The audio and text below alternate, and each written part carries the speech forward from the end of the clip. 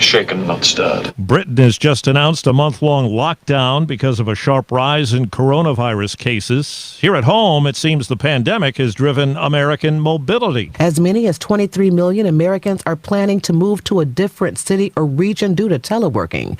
That according to a new survey by Upwork. People no longer feel confined to the city where their jobs are located, and COVID-19 has shifted many companies' views on working from home. Facebook announced plans for half of its employees to work from home permanently.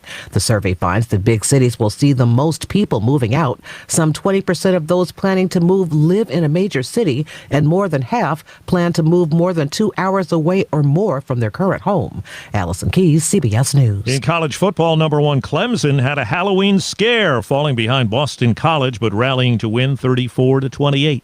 This is CBS News. CBS News Radio is your home for breaking news. With our team of reporters around the country and the world, we give you the coverage you can trust. Balance of Nature's fruits and vegetables in a capsule, changing the world one life at a time. I've been taking the 3 veggie and 3 fruit for 2 years, and I have not gotten sick. It's unbelievable. And I'm not tired. I don't wake up tired. And it's just amazing to me that there's such a difference. Balance of Nature is now offering 35% off on any new preferred order. Go to balanceofnature.com today and use discount code FRUITS. Ready to create your own income with your own home-based business where there's no such thing as getting laid off? If a billionaire entrepreneur spent 5 years and $20 million searching for the next big trend, wouldn't you want to know what he found? If you're serious about making money from home without having to leave home, then write this down. www.goherenext.com. You decide your income. Get the facts now. Goherenext.com. The following program is paid for by Computer Doctor of Tucson. The views are not necessarily those of KVOI or its sponsors. Donald Trump's campaign website gets hacked. FBI warns ransomware hacking healthcare systems, and why phone scammers love old phone systems. All that and more next on the Computer Doctor Show.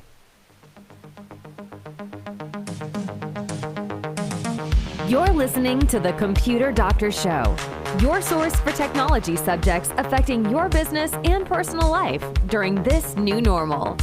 Your host is an award-winning office technician and IT specialist, author, tutor, ethical hacker, and recent winner on localbest.com as the best computer shop in Tucson.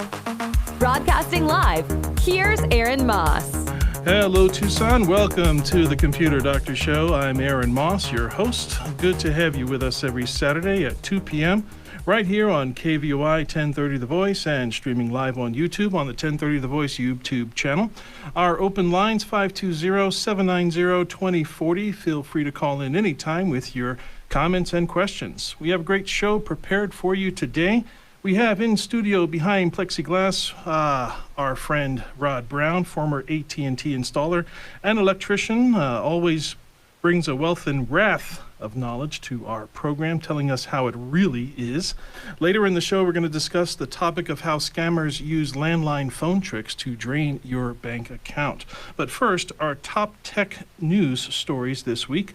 Donald Trump's campaign website was hacked on Tuesday for almost 30 minutes, according to the New York Times.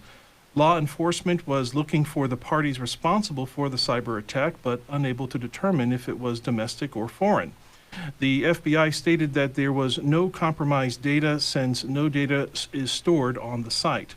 The scammers claim to have hacked multiple devices of people associated with the campaign, bragging that they were recording secret conversations and heard classified information. The website hacking encouraged visitors to buy cryptocurrency. The email related to the cryptocurrency traced back to an email with a non-existent domain. Investigators determined that one of the real website administrators must have been tricked by a scam phone call to give up security credentials. A simple domain redirect was all it took to put site visitors to an alternative location. So again, people, we have to make sure that we're monitoring our phone calls. Phone calls and human hacking are the biggest things that are affecting us, and we're going to be talking that in just a bit. Also, Healthcare systems are at risk. The Associated Press said Thursday that the FBI issued a warning of cyber threats against data and healthcare systems. They said that they have credible evidence of an increased and imminent threat to U.S. and hospital data theft. The attack will be aimed at scrambling data using the ransomware approach, then asking for money for the data to be usable again. Scrambled data can mean doctors and hospital staff not being able to see patient data during treatment times, critical treatment times. One German man has already lost his life due to similar complications, but such cases are rare. 4 U.S. hospitals have already been affected in New York and Oregon, and more are expected. A cybersecurity expert mentioned that the threat will be unprecedented in its magnitude. Another expert said that it will be the most significant breach in the country that we have ever seen, even calling it a cyber plague. Affected hospitals will force administration to go back to paper and pen for a while if this really happens to them. So, make sure you're backing up your systems. The Computer Doctor Show is looking to interview someone who is currently using the new Starlink internet service by SpaceX. If you or someone you know are using the Starlink internet service by SpaceX, please give us a call at 520-276-8326. Again, 520-276-8326, so we can get you scheduled into our program. Last year on the Tucson Tech Talk, which was my old podcast show on Tucson Business Radio X, I did a segment on scams, one of which turned out to get a lot of online interest. The topic was how scammers drain your bank account.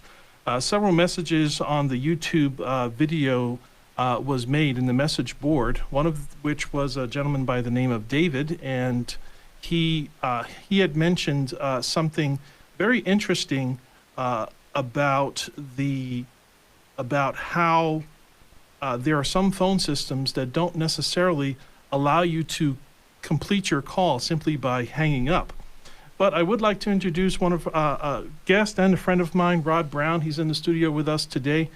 He is an AT&T installer, electrician, and you also do jingles, right?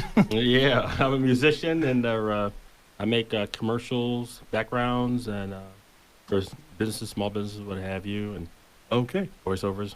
All right. Well, Anyone listening, get out your pens and paper. He's going to be sharing some information about himself later on in the show, so that you can hire him if you're ever needed, if he's ever needed for something that you're doing. So, so there's this scam. So, this person from the UK, his name is David. He made this message board. So, Rod actually knows a lot about phone systems. He's one of my friends.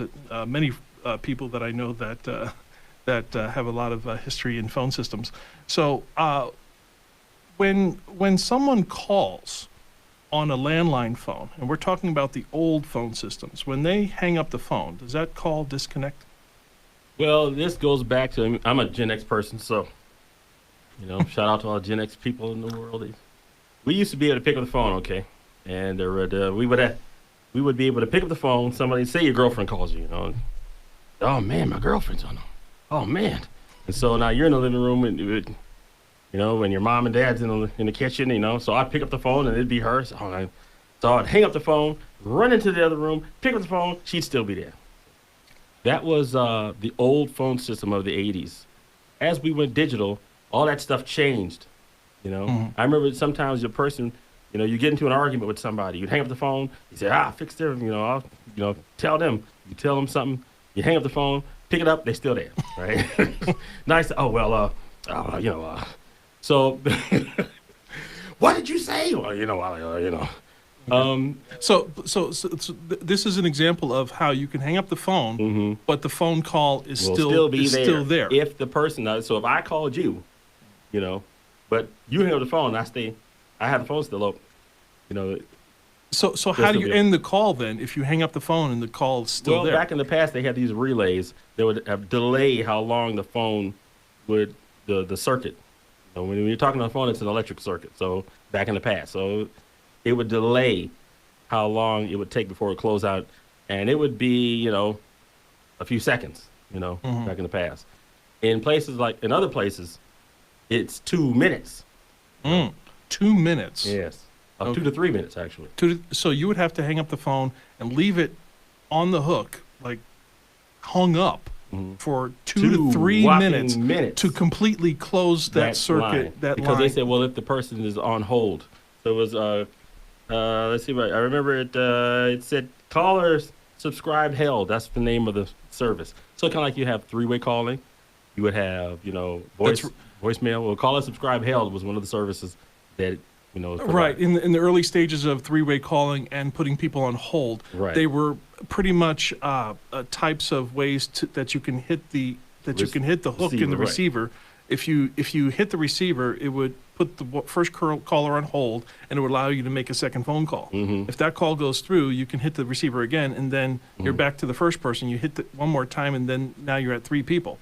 So now it's a series of clicks where if you just hang up the phone now the phone company has to come up with some sort of thing that would say, okay, are they hanging up the phone? Or are they about to make another call? Do they want to put this person on hold? Exactly. So that's when that was around the time. This was like 25 years ago, because I spoke to a couple of people in preparation for this show, and they remember those days. Now we're not talking, you mentioned digital. This is analog versus digital. This is not for digital systems. So if you get your phone system through a cable company, or if you have a DSL box in your house with a phone jack in it, and that's how you talk on your phone, this doesn't really apply. This applies to the phone jack that is on your wall, and you connect a phone directly to that phone jack with no other with no other boxes or any other interference. Am I correct? Right. And so this goes back to, like you said, quite a long time ago. Most people have what you said, digital phones, where they're plugging it into some kind of a router.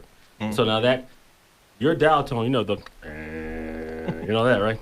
Well, that is generating from the box in your house. Well, before it was from a central office, the CO.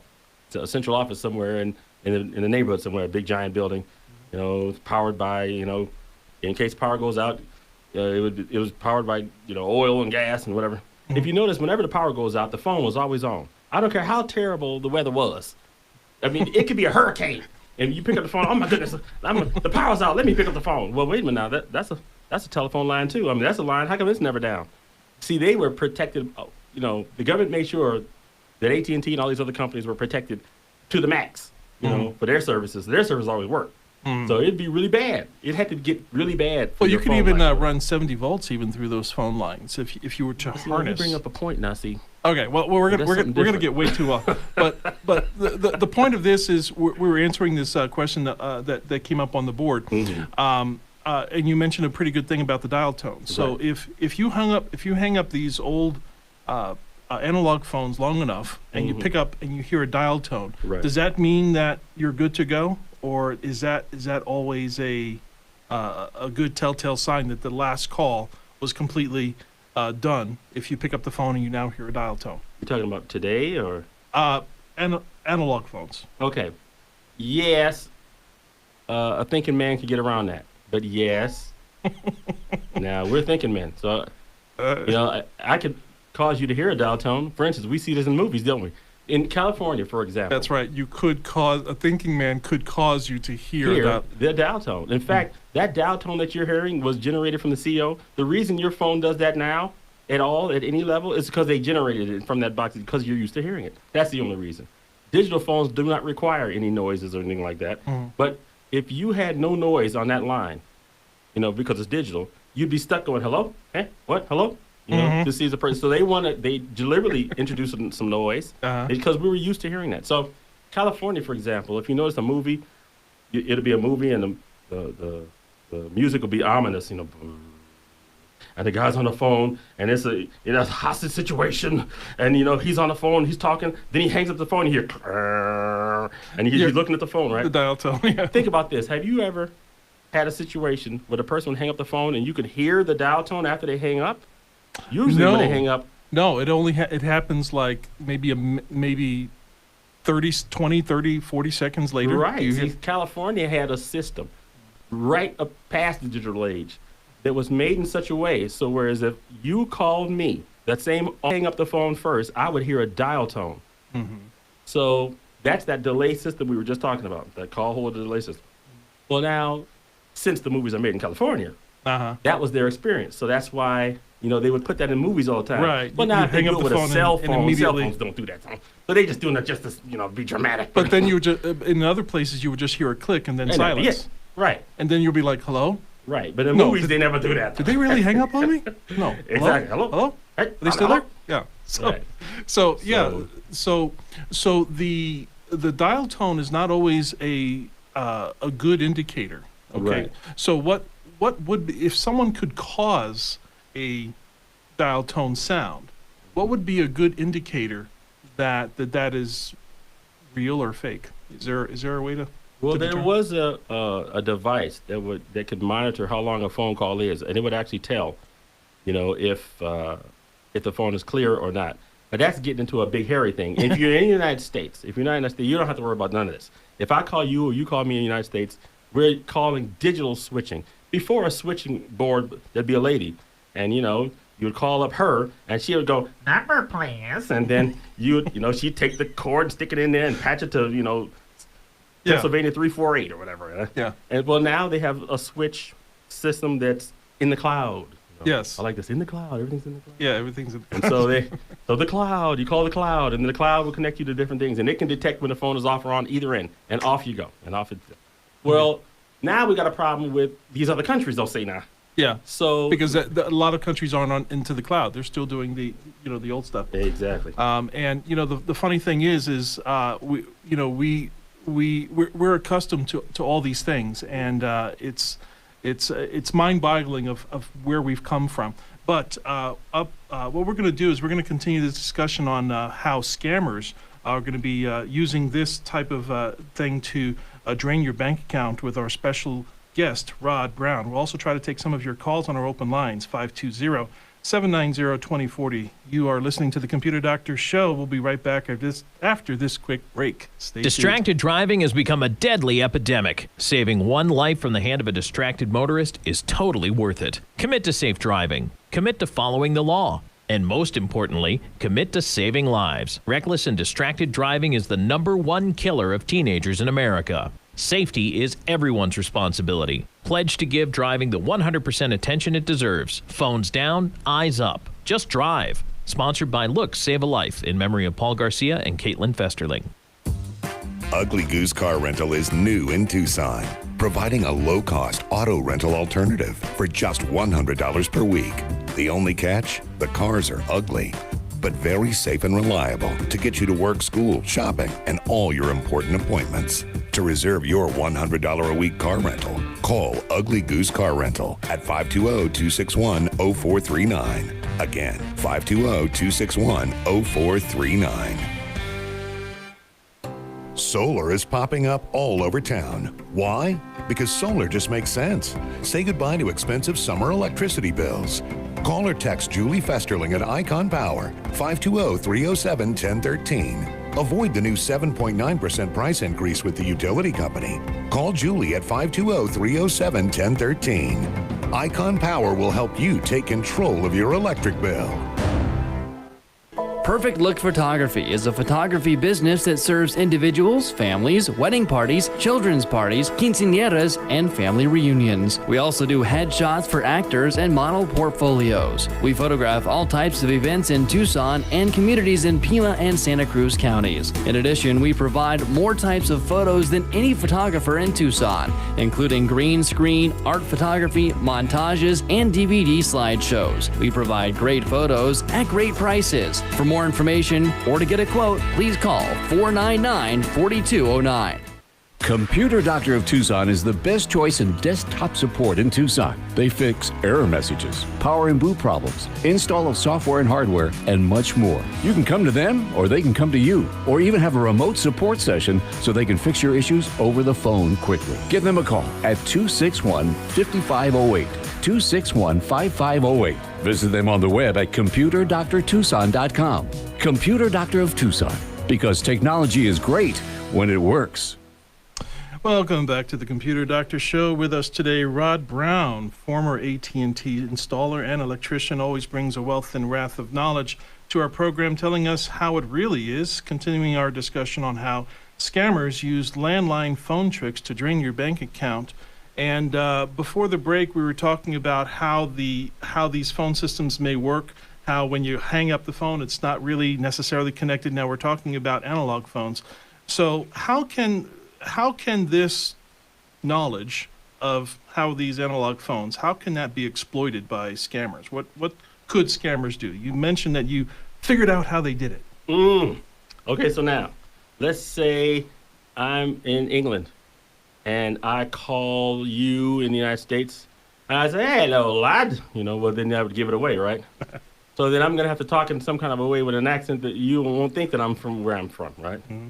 So now the person calls and they use a spoofed email. A spoofed caller ID, which is you can go on the internet and spoof ID is right online. You can do.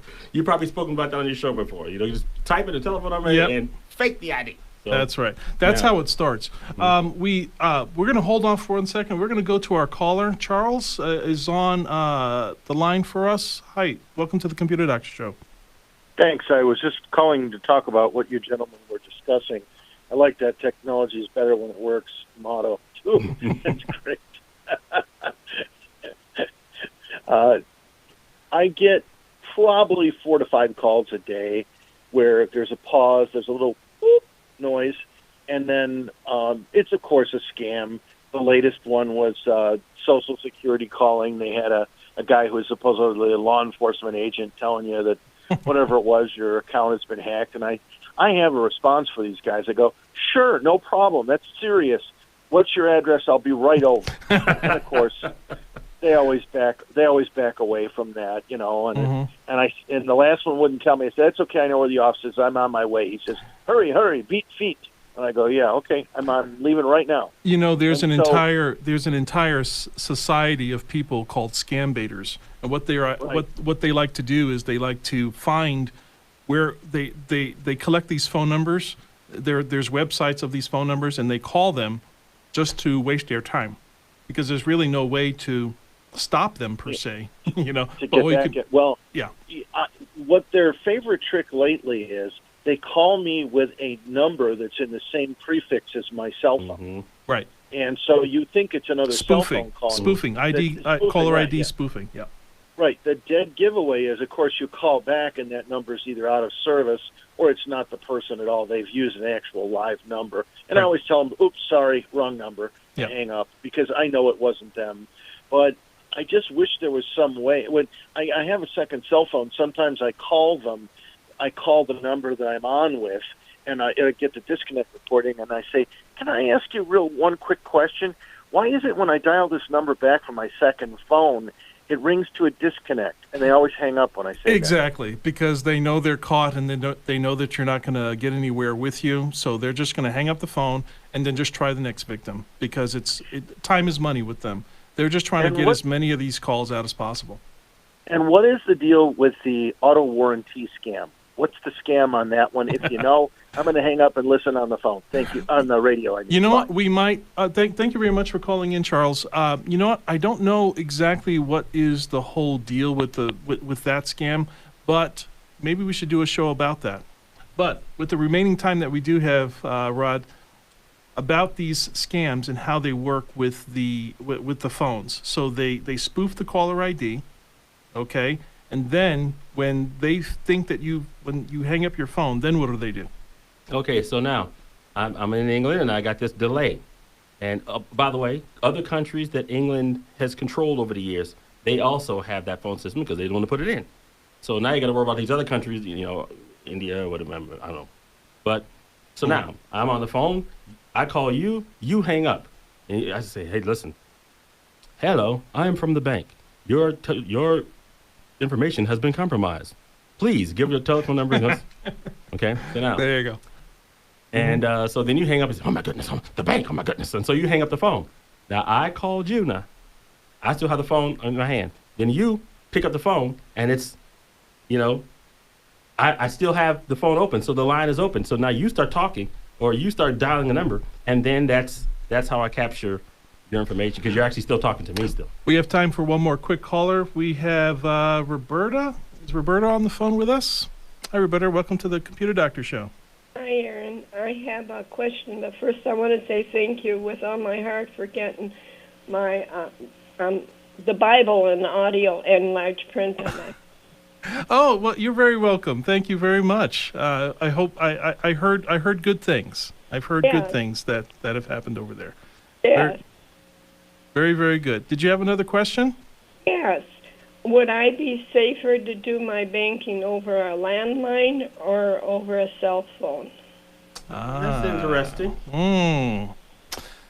Well, you know what? I think we're going to have to think about that question, Roberta, because you know what? There's pros and cons either way. Landlines tend to be easier to bug, whereas digital lines are more easier to have a tendency to be hacked. So there's pros and cons either way. You know what? We may have to answer that on a future show, but that is an excellent question. I really, really wish that we could keep on going on in the subject. The world of scams and scam baiting are just so much out there because they affect so many people. I think we just need to do more shows of this because we are running out of time. Give us a quick rundown, Rod, of how people can get a hold of you if they need to. Real quick. Email address, SHERRODBROWN, Sherrod Brown, number 2, Sherrod Brown 2 at AOL.com. All right. Thank you very much for being on the show with us today. We're going to have you again when we have some more time. We would like to thank our awesome sponsors, Icon Power, Perfect Look Photography, and Ugly Goose Car Rental. Please do business with them. They are local and help to keep this show on the air. My name is Aaron Moss, your host and technology expert. Tom Fairbanks is at the control board. Listen to the Computer Doctor Show every Saturday at 2 p.m. right here on KVOI 1030 The Voice. Stay safe, enjoy the rest of your weekend, and we will talk to you again next week.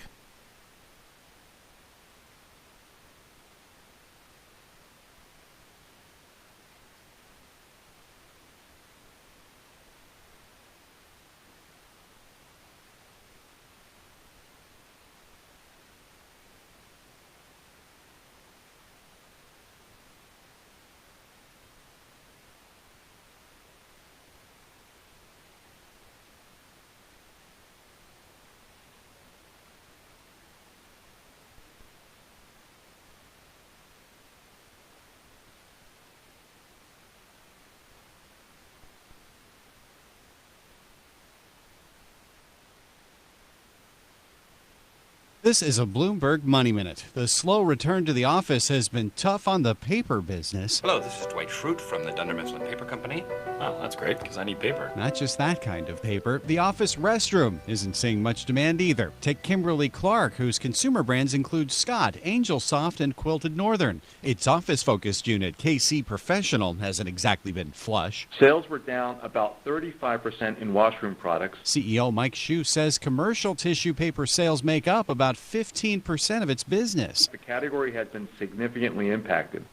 There are fewer people working in offices and lower levels of business activity, including in travel and lodging. And it's an impact that could persist for a while. Amazon's letting its workers stay at home through at least June. Microsoft is allowing some of its staff to stay out of the office permanently. Kimberly-Clark did report an 11% surge in toilet paper sales to home customers, but that wasn't as much as the previous quarter. Nathan Hager, Bloomberg Radio. CBS News Brief. The presidential campaign in the home stretch. 3 days, Flint. 3 days until the most important election of our lifetime. Former President Obama helping Joe Biden stump for votes in Flint, Michigan. President Trump holding rallies today in Pennsylvania, another key state. Early voting numbers have been record-shattering. Bob Cusack is editor-in-chief of The Hill. The percentage here, the early voting, is just a stunning number. I mean, basically, when you think about it, on Election Day, less than 1 in 3 people, in all likelihood, are going to be voting in person, obviously because of the pandemic. Legendary actor Sean Connery, known for James Bond, has died at 90. 90. People magazine declared him the sexiest man alive in 1989 with a cover describing the actor as older, balder, and better. That same year, he played Indiana Jones's father opposite Harrison Ford.